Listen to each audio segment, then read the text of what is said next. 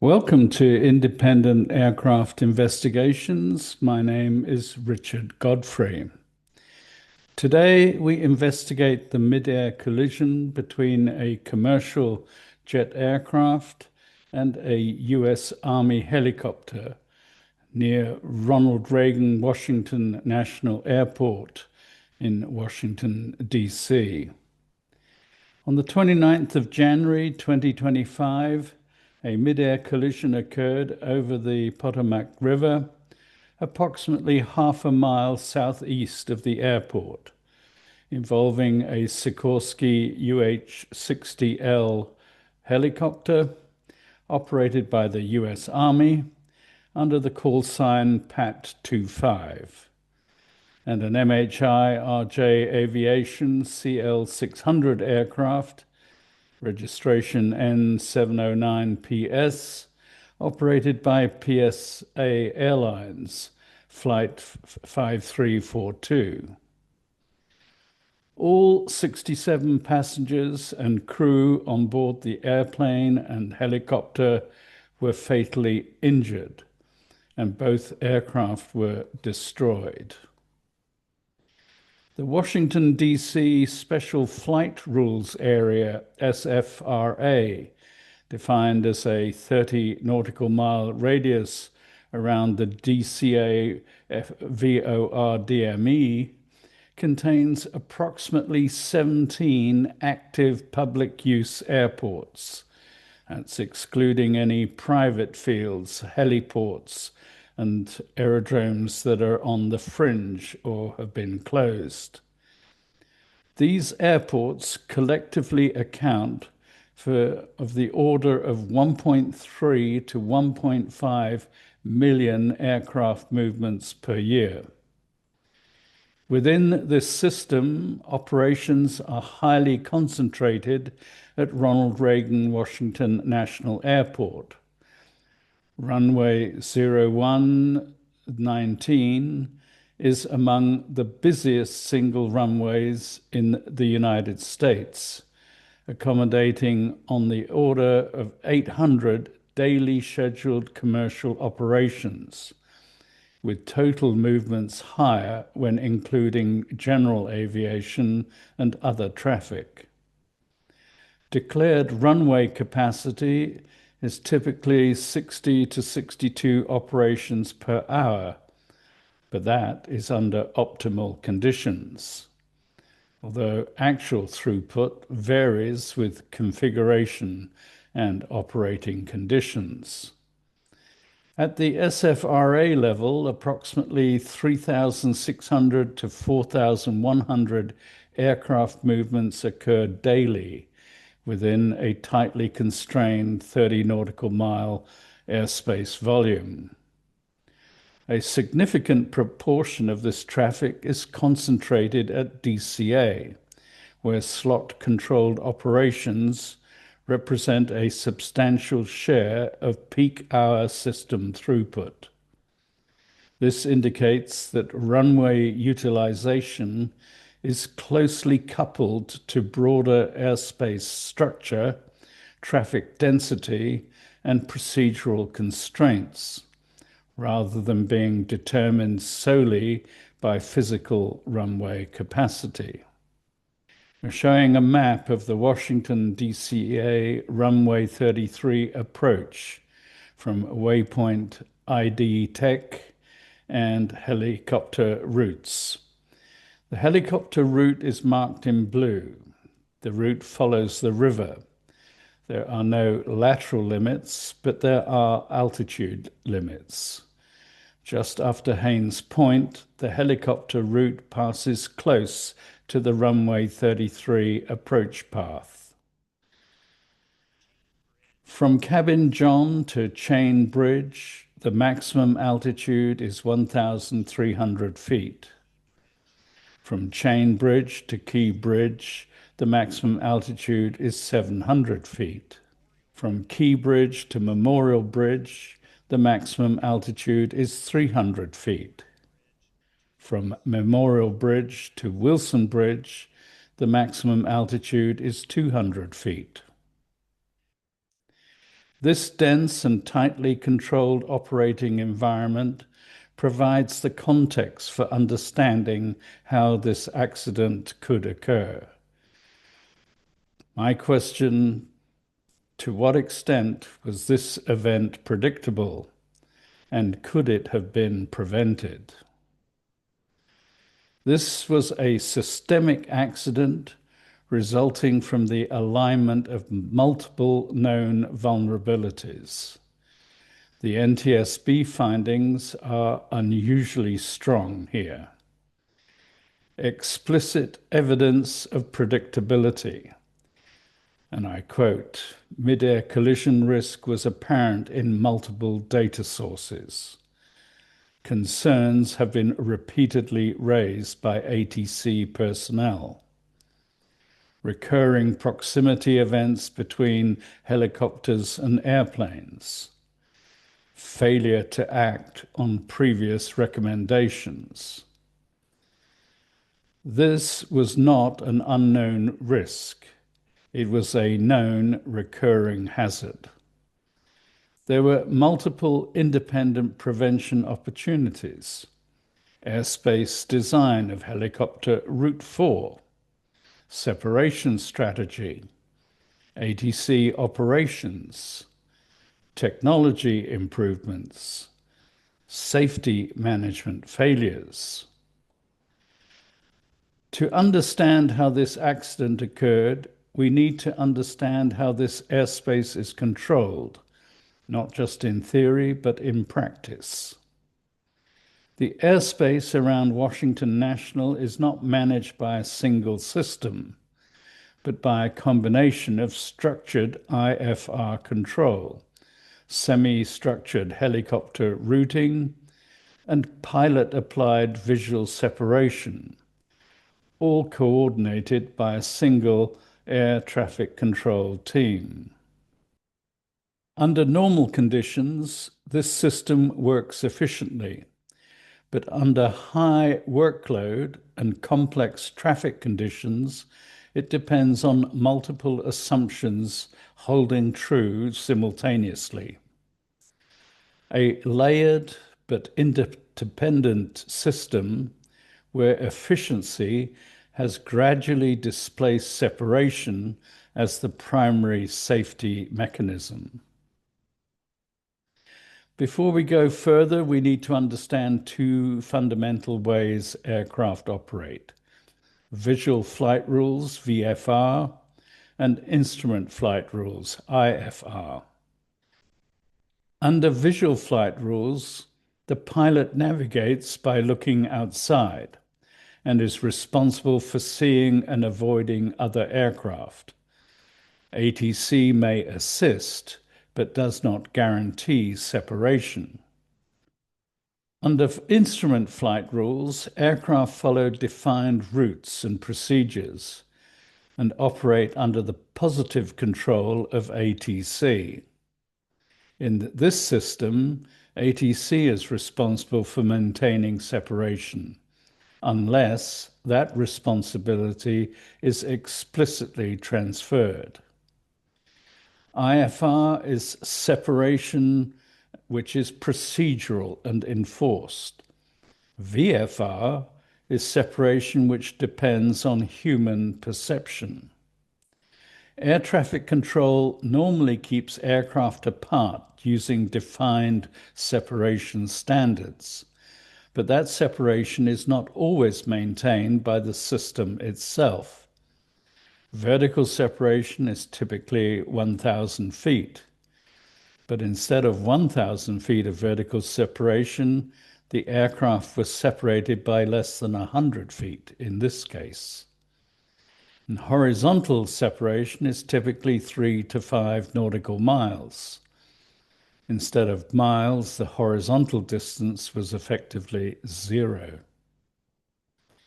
Visual separation is when ATC can transfer responsibility for separation to pilots. If, and it's a big if, one aircraft reports that the other is in sight. From that moment, separation is no longer guaranteed by the system. It depends entirely on correct visual identification.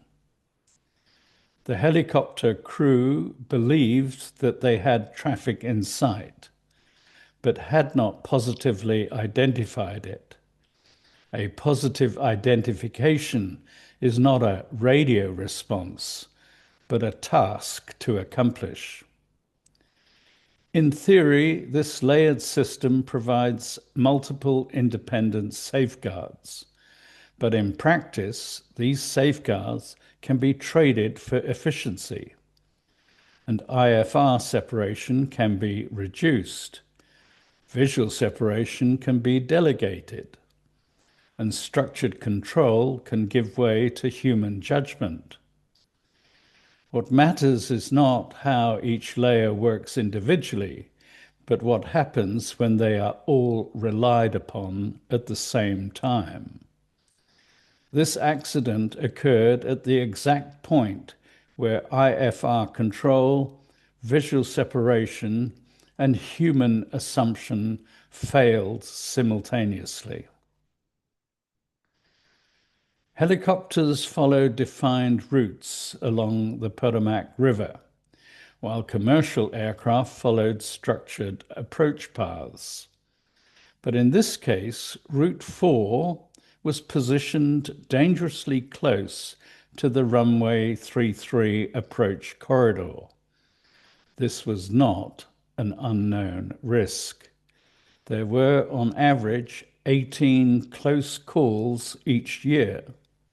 In total, 15,214 occurrences of close proximity events in just over 3 years prior to the accident. Data had already shown repeated close encounters between helicopters and airplanes in this exact area, yet no effective action was taken. Instead, the system relied heavily on visual separation, pilots seeing and avoiding each other. But at night, over a brightly lit city with multiple aircrafts in view, visual identification becomes extremely difficult. The helicopter crew believed that they had traffic in sight, but they had not positively identified the aircraft. At the same time, altitude was expected to provide separation. The helicopter route had a 200 feet above mean sea level ceiling, yet the collision occurred at approximately 278 feet AMSL. The helicopter was flying above its assigned ceiling, removing another layer of protection. The final safety net, collision avoidance technology, was also ineffective. The airplane's system provided only limited warning, and the helicopter had no effective alerting system at all. A non-specific traffic alert was generated in the aircraft cockpit just 23 seconds before impact, but there was no resolutionary advisory that was issued by the system. Strong winds increased workload and altered the geometry between the aircraft, reducing the time available to detect and avoid the conflict. A tailwind of 34 to 45 knots increased the helicopter's ground speed from approximately 72 knots to as much as 117 knots at times. Each of these layers was designed to prevent a collision, but on this night, every layer was weakened at the same time. This was not a single failure, but a system that failed everywhere at once. No single layer failed completely, but none of them held. The aircraft took avoiding action in the last 3 seconds before impact, but it was too late. We will now show the NTSB simulation with the ATC recording. On the right is a map display with flight 5342 marked in magenta and the helicopter PAT 25 marked in orange. On the lower left, the altitude of the jet and the helicopter. On the upper left, the internal communication in the helicopter cockpit. National Tower, good evening. Air Carrier 1 with you. Single medevac. American 16, turn to 1 star 32014, gust 25, traffic 2 mile left base from runway 33, no delay, runway 1 clear for immediate takeoff. Number 1, clear for takeoff, American 1630. Muscle 70 request. And Route 3 to Zone 6. Muscle 7, you said Route 3 to Zone 6? Muscle 7 approved.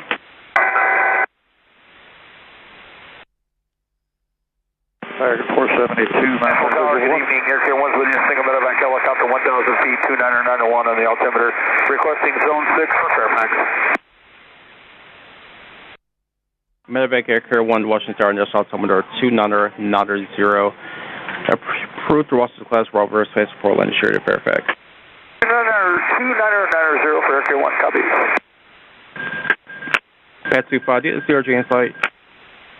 Pad 25, pass behind the CRJ. This club has a aircraft in sight, President separation. This separation.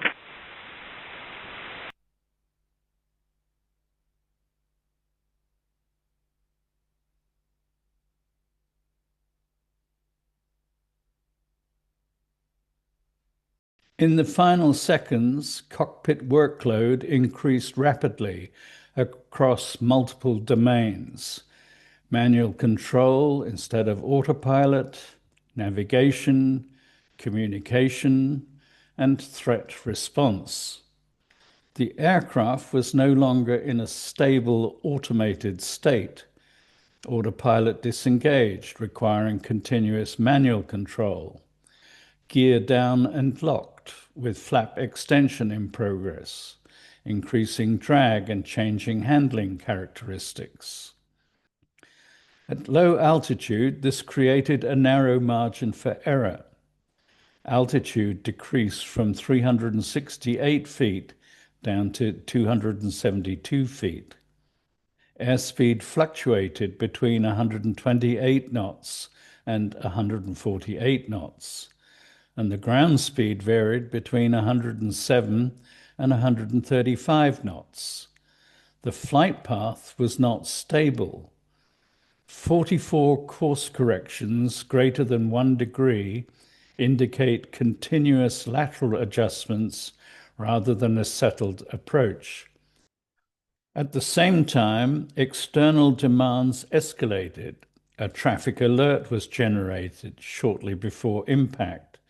8 separate ATC communications required monitoring, interpretation, and response.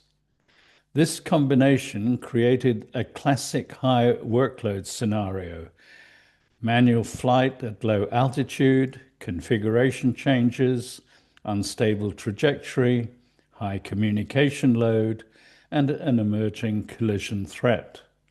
Critically, these are not sequential tasks. They were simultaneous, competing for attention in a time-compressed environment. The helicopter crew were operating in a fundamentally different but equally demanding workload profile. Their task was not procedural precision, but continuous visual navigation and hazard avoidance. Tracking along the river requiring constant visual reference and positional awareness. They had to avoid obstacles such as cranes either side of the river, demanding active scanning and short-term trajectory adjustments. Descending to below 200 feet, reducing reaction time, and increasing terrain proximity risk. Environmental factors further increased workload, gusting winds affecting stability and ground speed, rapidly changing visual cues over a bright urban environment. In addition, the crew were managing operational and instructional demands, receiving and complying with ATC clearances, and running a training session introducing task sharing, complexity, and divided attention. Visual separation added another critical layer. The crew were expected to identify and maintain visual contact with traffic. However, this requires positive identification, not just perception. So both cockpits were operating at high workload, but in different modes. The aircraft crew were managing system-driven workload, automation loss, configuration, and ATC integration. The helicopter crew were managing environment-driven workload, visual navigation, obstacle avoidance, and training. The critical issue is not just that the workload was high, but that it was misaligned. One crew depended on procedural control and ATC structure. The other depended on visual judgment and interpretation. At the point of conflict, both crews were task saturated, time constrained, and operating with reduced cognitive capacity for detection and reassessment. This is the moment where the system's final assumption fails, that at least one crew will detect and resolve the conflict in time. The following video shows the jet and the helicopter leading up to the collision. Aircraft on approach can be seen in the upper right corner of the screen. The flashing lights identify the touchdown zone of runway 33 landing threshold. Flight 5342 is visible in the upper left corner.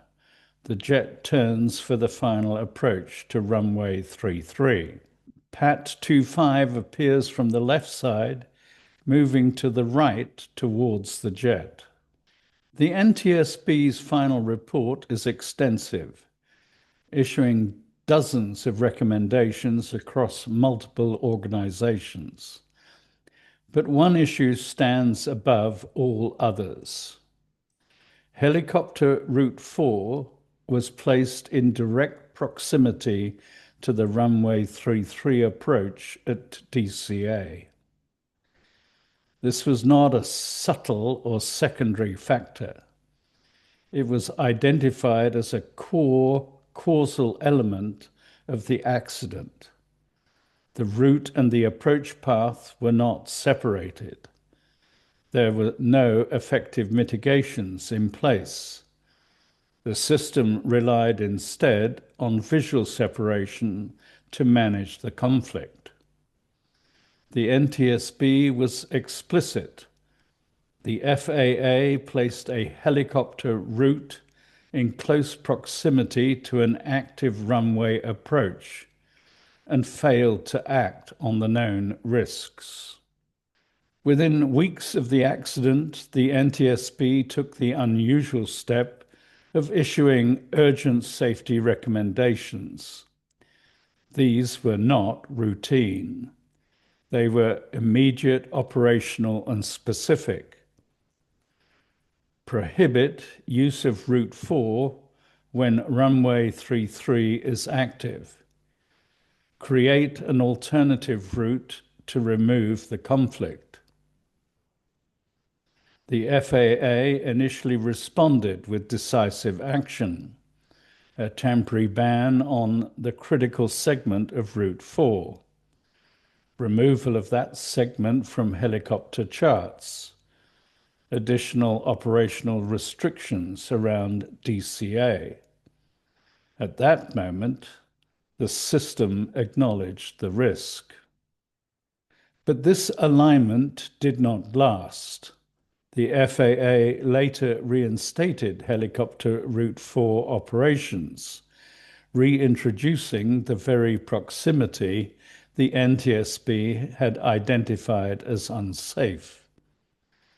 This triggered a sharp and highly visible response. The NTSB made it clear that the risk had not been eliminated. The underlying hazard remained unchanged.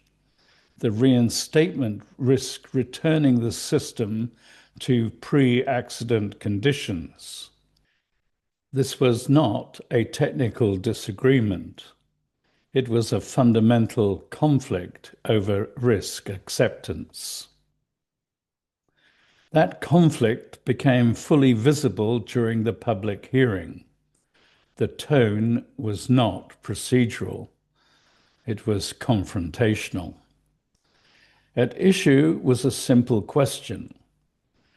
How could a known collision risk, documented, repeated, and now proven, be allowed back into operation? The NTSB position was clear. The system had already failed once. The data had already shown the risk. The accident had confirmed it. From this perspective, reinstating Route 4 was not a neutral decision.